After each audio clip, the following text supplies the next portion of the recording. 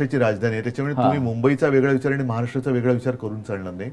राज्य म्हणून प्रत्येक महापालिका ज्या आहेत त्यांची स्वायत्तता आहे आणि त्या तिथले युनिट शिवसेनेचं पण आहे, प्रत्येक पक्षाचं आहे. त्यांना जो योग्य वाटत असेल राजकीयदृष्ट्या तो तसं करायचं असेल तर तसं करू.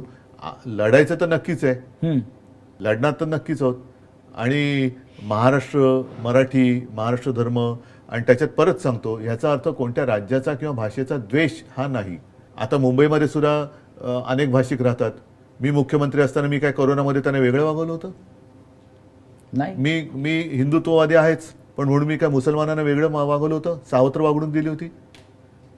तर मुंबई महापालिका म्हणून जेव्हा आम्ही कारभार केला तेव्हा पाणी सुद्धा आम्ही सगळ्यांच्या घरात दिलं. प्रदीर्घ काळ मुंबई महानगरपालिका ही शिवसेनेच्या ताब्यात आहे किंवा शिवसेनेचा किंवा मराठी माणसाचा भगवा झेंडा त्या महापालिकेवर फडकलेला आहे. तो तसाच फडकणार परत एकदा. आणि आता ज्या प्रकारची कोंडी केली जाते किंवा ज्या प्रकारचं राजकारण केलं जात आहे, केविलवाणा प्रयत्न की मराठी माणसाच्या हातामध्ये मुंबई राहू नये, हा त्यांचा केविलवाणा प्रयत्न आहे. आणि म्हणून ते हे मध्ये मध्ये ज्यांना काही किंमत नाहीये अशा लोकांकडनं आम्हाला म्हणजे मराठी माणसाला आणि इतर भाषिकांना पेटवण्यासाठी आव्हानाची भाषा करतात, ज्याचा काही काडीचा काही फरकच पडत नाही.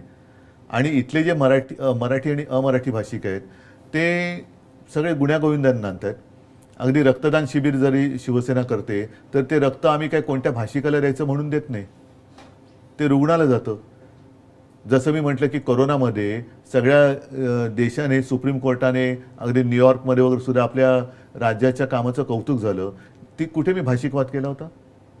कुठे मी धार्मिकवाद केला होता?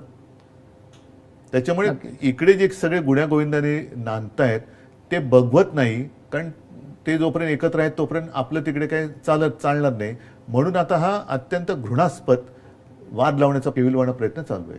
मी तुम्हाला एक थेट प्रश्न विचारतो की या सगळ्या घडामोडीमध्ये मुंबईच्या मराठी माणसाच्या लढ्याच्या संदर्भात आणि येणाऱ्या महापालिकेसंदर्भात सुद्धा राज ठाकरे यांच्याशी तुमची थेट चर्चा होणार आहे का? पण माझं तेच म्हणणं आहे की थेट चर्चा केली काय अडचण काय कोणाला? काहीच अडचण नाही. हा प्रश्न विचारला जातो. हो, पण मी आत्ता फोन उचलून त्याला फोन करू शकतो, तो मला करू शकतो, आम्ही आत्ता भेटू शकतो. काय अडचण काय? अडचण काय?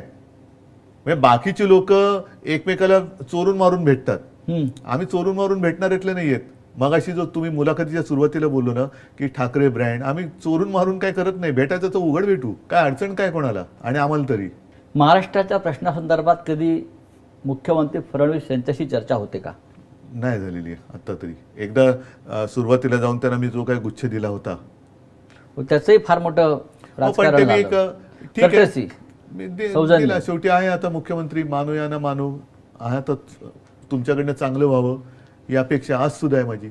महाराष्ट्राच्या भविष्याकडे आपण कशा आणि उलट माझं तर म्हणणं आहे की आता ज्या काही सगळ्या त्यांच्या सहकार्य मंत्र्यांच्या भानगडी, लफडी कुलंगडी बाहेर येत आहेत ती त्यांनी मोडीत काढली पाहिजेत. हे मी त्यांना आमचे कधी काळीचे राजकीय मित्र म्हणून सांगतोय. त्यांनी हे माझं मत, हा टोमणा नाही, हा सल्ला आहे.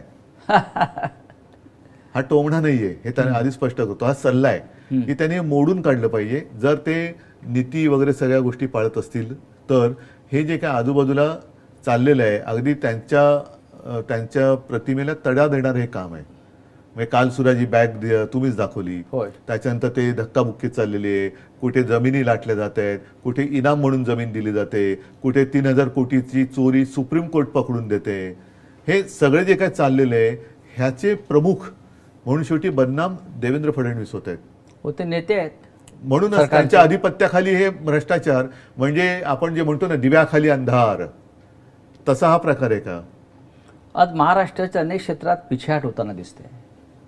महाराष्ट्राला भविष्य आहे का?